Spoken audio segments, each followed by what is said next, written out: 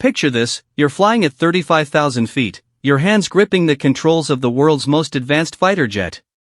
Your radar screen shows multiple enemy aircraft approaching fast. Your finger hovers over the trigger. The order comes through your headset, weapons hot. You are cleared to engage. But, then, in that split second between life and death, between war and peace, a different voice cuts through the radio static. A voice that shouldn't be there. A voice that changes everything. This isn't a movie. This isn't fiction.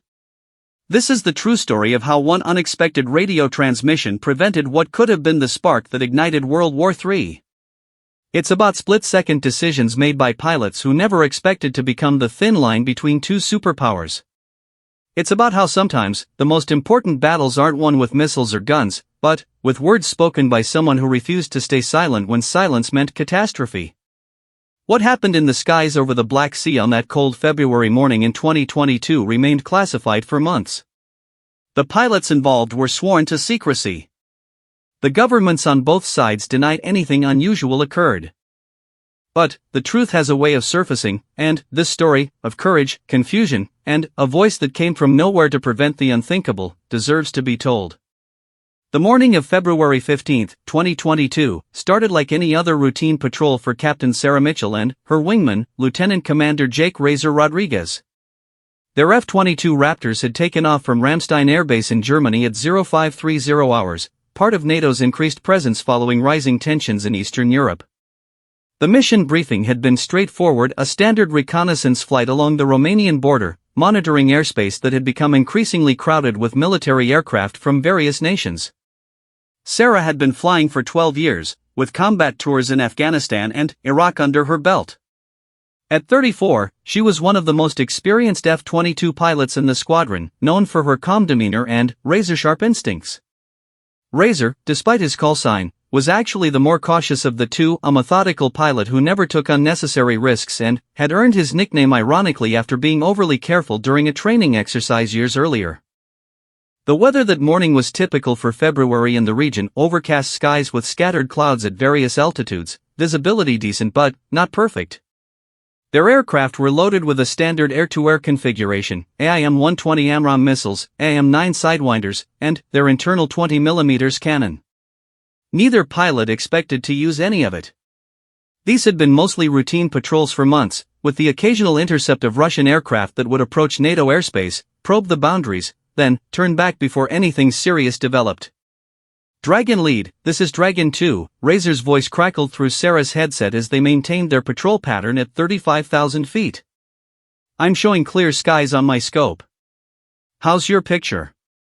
Sarah glanced at her radar display, the green glow illuminating her face inside the cockpit. Same here, Dragon 2. Just that commercial traffic heading southeast, probably the morning flight to Bucharest. She adjusted her grip on the stick, feeling the subtle vibrations of the powerful Pratt & Whitney engines beneath her. Command, this is Dragon Lead. Sector 7 Alpha remains clear. Continuing patrol pattern. The voice of their controller, callsign Watchdog, came through clearly from the NATO Integrated Air Defense System Command Center. Roger, Dragon Lead. Maintain current pattern. Be advised, we're tracking increased activity near the border region. Stay alert. That was the first hint that this wouldn't be just another routine patrol. Sarah felt a slight tightening in her stomach, the same sensation she'd learned to trust during her combat deployments. Something was building. 20 minutes later, her radar screen lit up like a Christmas tree. Multiple contacts appeared simultaneously, coming from the northeast at high speed.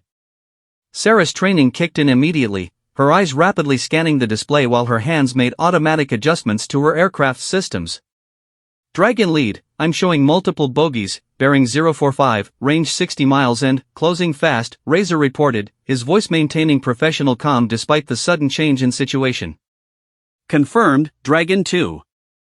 I count 6, no, 8 contacts.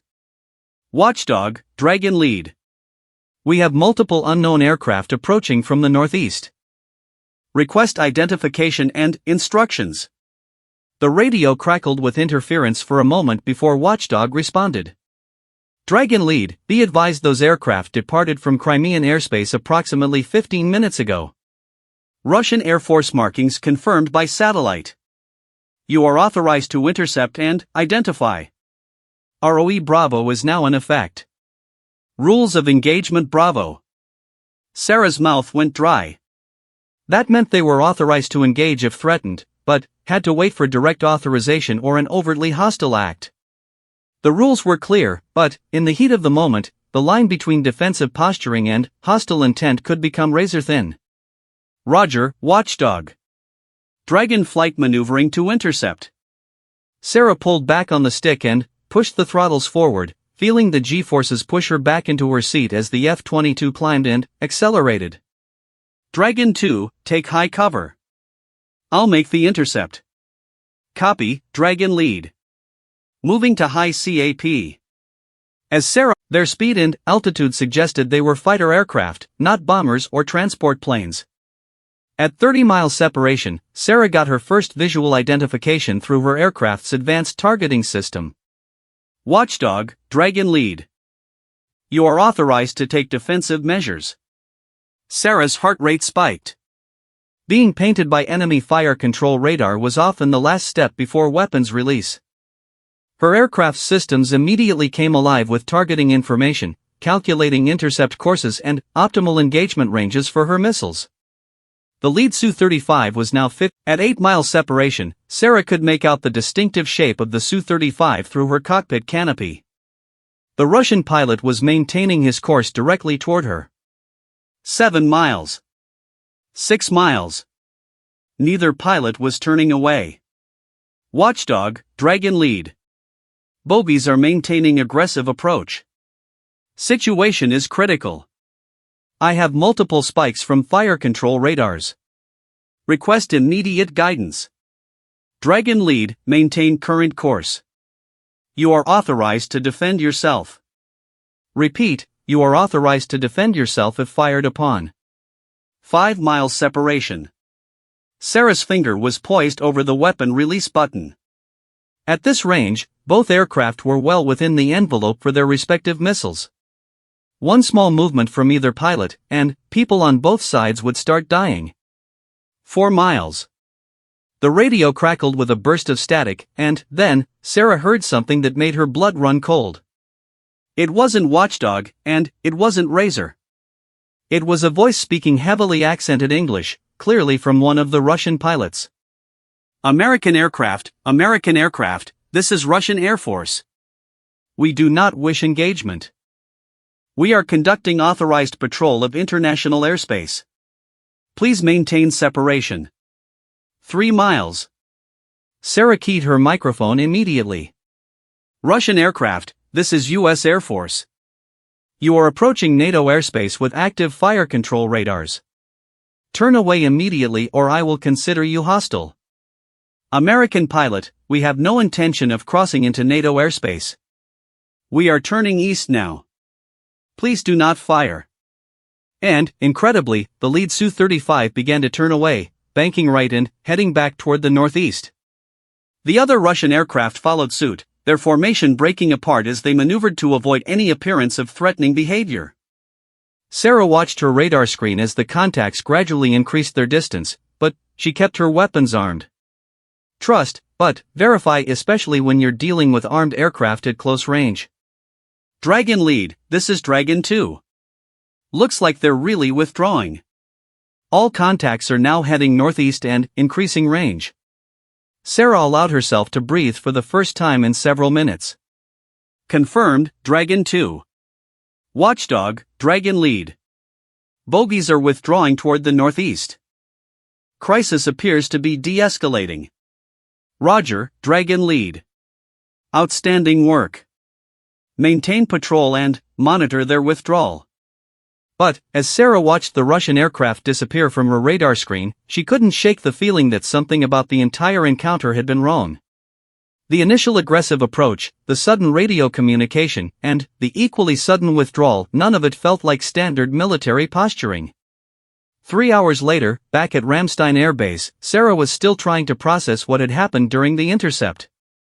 The debrief with intelligence officers had been routine standard questions about aircraft types, behavior, communications, and her assessment of Russian intentions. But something nagged at her about that radio call from the Russian pilot. She was filling out paperwork in the squadron-ready room when Razor approached, carrying 2 cups of coffee.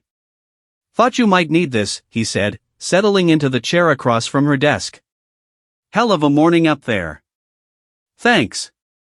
Sarah accepted the coffee gratefully. "Jake, did anything seem off to you about that intercept?" Razor raised an eyebrow. "You mean besides 8 Russian fighters trying to play chicken with us over the Black Sea?" "No, I mean the radio call. The way that pilot sounded when he finally responded to our hails." "What about it?" "Seemed pretty standard to me. Russian pilot, decent English, professional demeanor. Better than some of the intercepts we've had where they just ignore us completely." Sarah leaned back in her chair, staring at the ceiling. "That's just it. His English was too good. And his accent, it didn't sound quite right for a Russian pilot." "What do you mean?" "I've been doing these intercepts for years, Jake. I've heard dozens of Russian Air Force pilots on the radio. They have a very distinctive accent pattern when they speak English, certain sounds they struggle with, specific grammatical structures they use. This guy sounded different." Before Razor could respond, Major Patricia Hawk Henderson, their squadron intelligence officer, walked into the ready room. She was carrying a thick folder and had the expression of someone who'd been up all night analyzing data. "Mitchell, Rodriguez, glad you're both here. We need to talk about this morning's intercept. Conference room, now." The conference room was windowless and sterile, designed for classified briefings. Hawk closed the door and activated the electronic security measures that would prevent any outside listening devices from functioning. "What I'm about to tell you is classified secret," she began, settling into her chair and opening the folder. This morning's intercept was not a routine probe of NATO airspace. Sarah felt her stomach clench. "Ma'am?" "Intelligence intercepts suggest that the Russian aircraft were part of a larger operation. We have reason to believe they were attempting to provoke an incident, specifically, they wanted us to fire first." Razor leaned forward. "A false flag operation?" "Something like that. Our sources indicate there's been significant pressure from certain elements within the Russian military to escalate tensions with NATO. A dead American pilot, shot down over international waters while defending against Russian aircraft, would have given them exactly the justification they needed for a much larger military response." Sarah's mind raced. "But they backed off." "That pilot called me directly and told me they were withdrawing." Hawk's expression grew more serious. "That's where things get interesting. We've been monitoring Russian military communications, and that radio call didn't come from any of the aircraft involved in the intercept." "What?" Both pilots spoke simultaneously. "According to our electronic intelligence gathering, none of the Su-35 pilots made that transmission to you. The call came from somewhere else entirely." Sarah felt a chill run down her spine. "Then, who was it?" "We're not entirely sure yet. But we have some theories." Hawk pulled out a series of photographs and communication intercepts. "What we do know is that someone, somewhere, was monitoring the entire encounter and decided to intervene before shots were fired." "How is that possible?"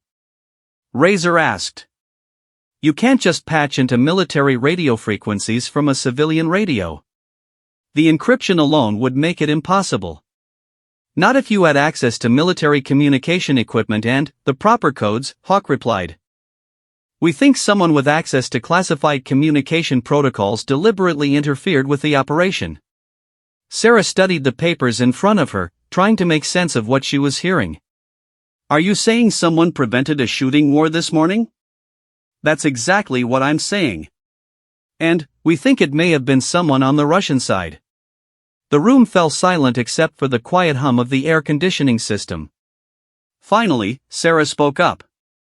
"Ma'am, there's something else. The accent was wrong." "What do you mean?" "I've been thinking about it since we landed. That pilot's accent wasn't quite right for a native Russian speaker. It was close, but not quite authentic.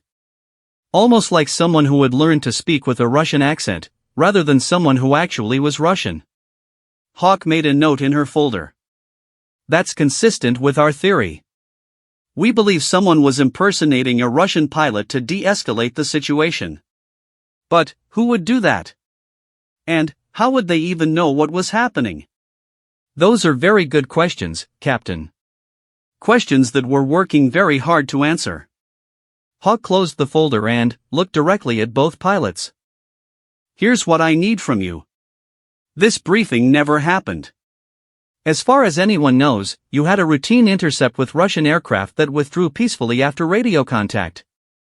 No mention of mysterious radio calls or false flag operations. Is that clear? Yes, ma'am, they both replied. Good. But I also need you to stay alert. If whoever intervened this morning is still out there, there's a good chance they'll try to make contact again. If they do, I want to know about it immediately. After Hawk left, Sarah and Razor sat in the conference room for several more minutes, trying to process what they'd just learned. This is insane, Razor finally said. Someone out there has access to classified military communications, the ability to impersonate foreign pilots, and, apparently, the inclination to prevent wars from starting. The question is whether they're on our side or just trying to prevent things from spinning out of control, Sarah replied. Does it matter? They probably saved both our lives this morning. Sarah wasn't so sure. In her experience, when mysterious figures started interfering with military operations, it usually meant that much larger forces were at work behind the scenes. The fact that someone had the capability to intercept and inject communications into encrypted military channels suggested resources and expertise far beyond what any individual could possess. That evening, Sarah was at home in her small apartment near the base, trying to unwind with a glass of wine and some mindless television, when her secure phone rang. The number on the display was blocked, which was unusual but not unprecedented for military communications. Captain Mitchell. Captain, this is Colonel James Wright from the Pentagon. I apologize for calling so late, but we need to discuss this morning's incident. Sarah sat up straighter. Calls from the Pentagon weren't routine, especially not to individual pilots. Yes, sir. I understand you've already been briefed by Major Henderson regarding the unusual nature of this morning's encounter. Yes, sir. What you weren't told, Captain, is that this is the third such incident in the past 2 weeks. Similar situations have occurred over the Baltic Sea and near the Turkish border. In each case, someone has intervened at the last moment to prevent what could have escalated into a much more serious situation. Sarah felt her pulse quicken. Sir, do we know who's responsible? We have theories, but nothing concrete. What we do know is that whoever is doing this has access to the highest levels of classified information and military communication systems. They know when and where these incidents are going to occur, sometimes before our own intelligence services do. What are you asking me to do, sir?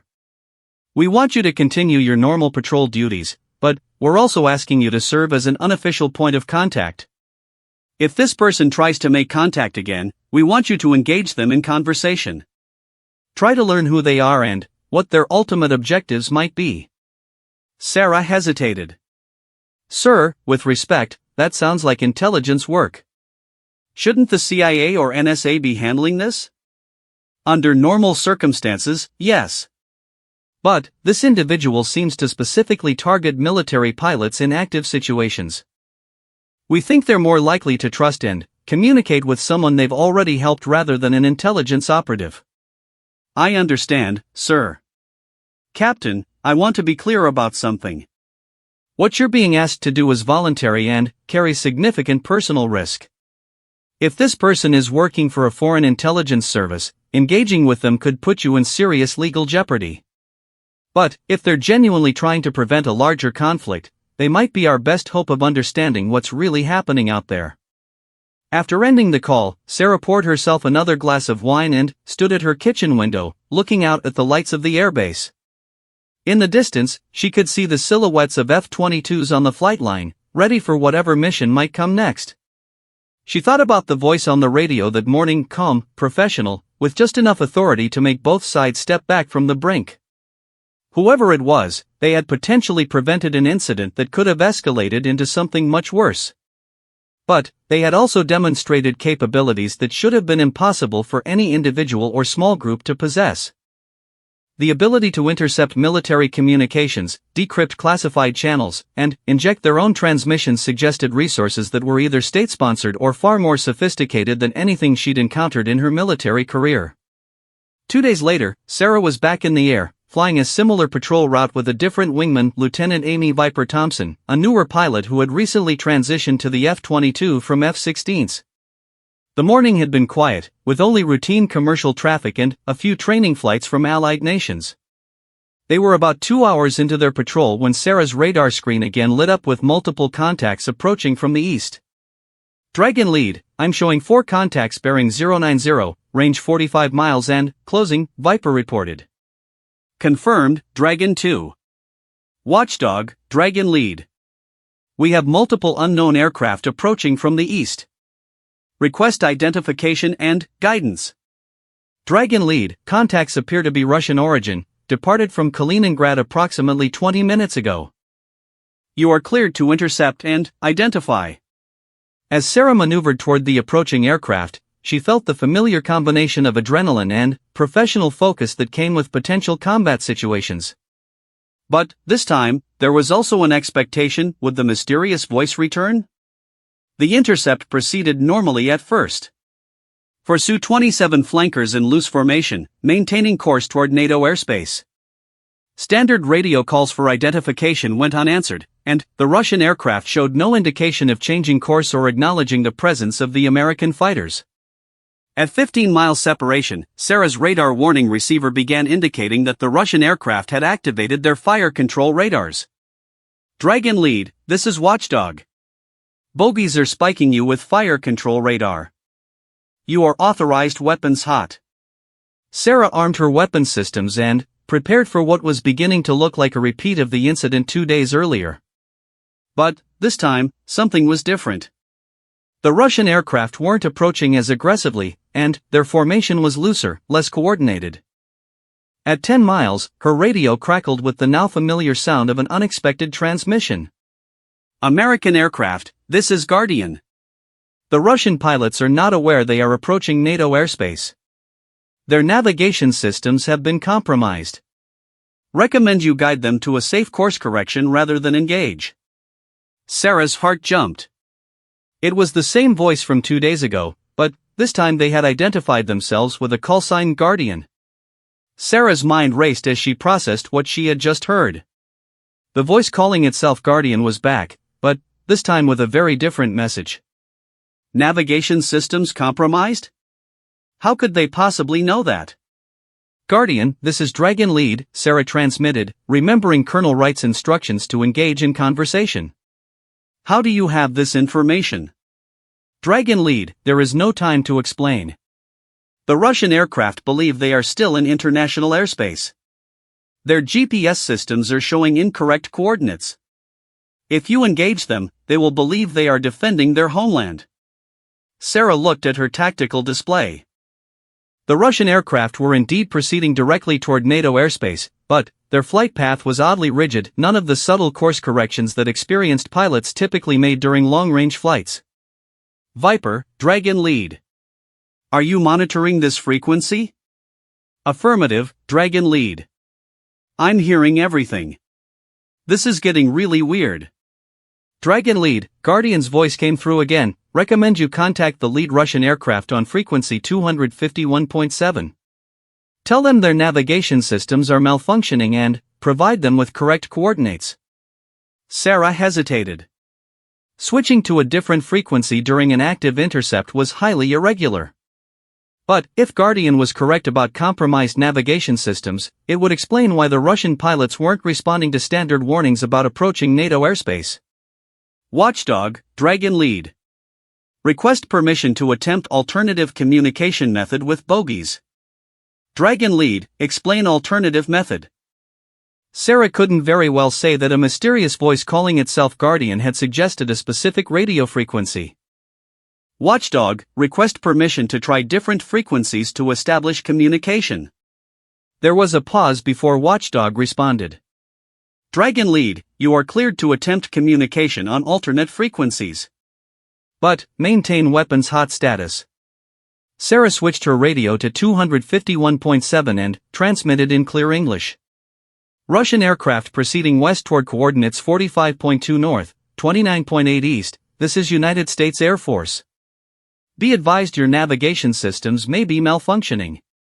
You are approaching NATO airspace. The response came immediately, and, this time it was clearly from one of the Su-27 pilots, complete with the accent patterns Sarah had learned to recognize. American aircraft, this is Russian Air Force flight leader. We are showing position as 45.2 north, 31.2 east, still in international airspace. There it was, a 2-degree longitude error, which at this latitude meant the Russian pilot thought he was about 60 miles further east than his actual position. Russian flight leader, negative. Your actual position is 45.2 north, 29.8 east. You are currently 8 nautical miles from Romanian airspace. Recommend immediate course correction to heading 090. There was a long pause before the Russian pilot responded. American aircraft, checking navigation systems now. Sarah watched her tactical display as the Russian formation began to slow and, then, turn toward the northeast. After several minutes, the lead pilot came back on the radio. American aircraft, confirming navigation error. We are turning east and increasing altitude. Thank you for the warning. Russian flight leader, no problem. Safe flight home. As the Russian aircraft disappeared from her radar screen, Sarah switched back to her original frequency. Watchdog, Dragon lead. Bogies have withdrawn after discovering navigation error. Crisis resolved. Outstanding work, Dragon lead. Return to patrol pattern. But, Sarah wasn't done yet. She switched to a discrete frequency and transmitted, Guardian, Dragon lead. How did you know about the navigation problem? Dragon lead, there are forces at work trying to create incidents between NATO and Russian forces. Today's navigation jamming was one example. 2 days ago, the Russian pilots were given false orders suggesting American air.